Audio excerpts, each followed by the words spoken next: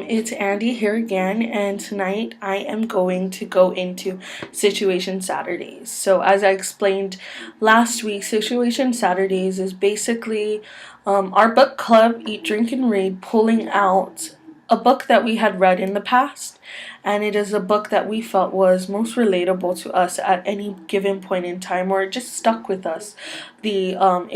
It was an inspirational book, or it's just a book that we really love and we always go back to it, whether we're in a situation or whether we're not in a situation or we want to give advice to our friends. So, the book that I am going to explain for my Situation Saturdays is another book by Nicholas Sparks.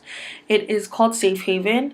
If many of you know or it sounds familiar to you, Safe Haven was made a movie, although it wasn't very as explanatory as it was in the book.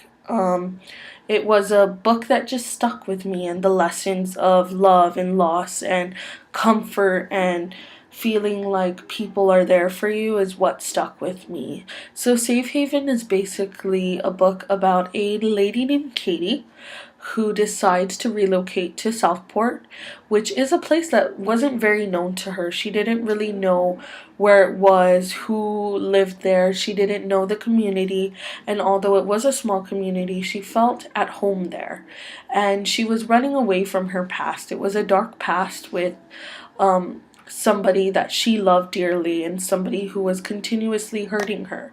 So she ran away to Southport, and that's where she met Alex. Alex was a single dad whose wife had just passed away from a rare form of cancer. He had two beautiful children, and she felt like at first she couldn't really let her guard down with anyone. She wasn't very trusting of anyone, moving to a new place, not knowing anybody, and running away from this dark secret. So she felt like she needed to find a new place and make a new mark in life. So that's why she relocated. And through the story you see the revelation of her beginning to trust Alex and to trust members of the community, that they won't hurt her the same way that other people have in the past. And as she slowly lets her guard down, new revelations form. And although I do want to give you guys spoilers if you haven't really read the book or watched the movie, I'm going to save that for you. But this is basically a story of loss and finding love and finding yourself.